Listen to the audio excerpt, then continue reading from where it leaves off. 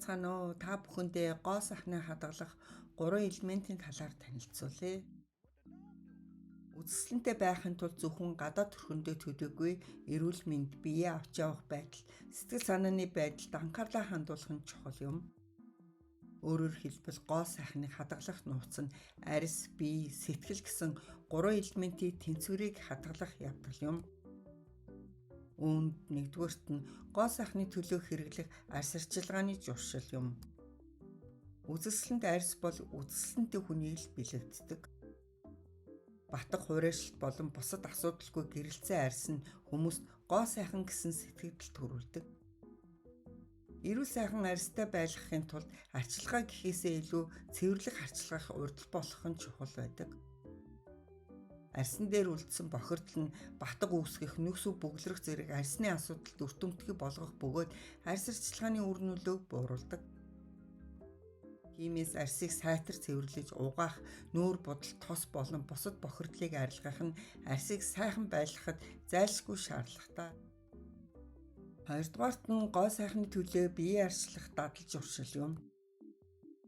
Гоо сайхныг хадгалахад эрүүл бие чухал. Үүний тулд дасгал хөдөлгөөн маш чухал байдаг.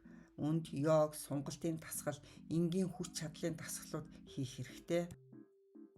Дасгал хөдөлгөөн хийснээр цусны эргэлт бодисын солилцоог сайжруулдаг бөгөөд эд эсийг эрч хүчтэй байлгаж гоо үзэсгэлэнгээ хадгалахад туслана. Хоолны дэглэм зөв хооллолт нь гоо сайхныг хадгалахад бас чухал байдаг. Үүнд будаа, мах, загас, хүнсний ногооны тэнцвэртэй хооллолт нь бие махбодын болон оюун санааны эрүүл мэндийг сахих гол түлхүүр юм. Гуравдугаарт нь гоо сайхны төлөө хэвшүүлэх сэтгцийн дадал зуршил.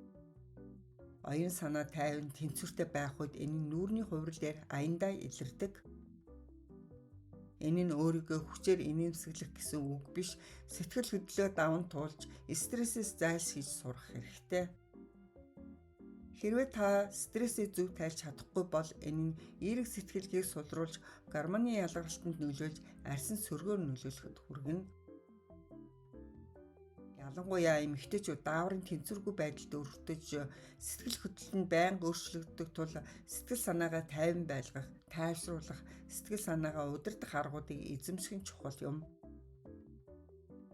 Арьс бие оюун ухаанаа тэнцвэржүүлж гоо сайхнаа хадгалаарай.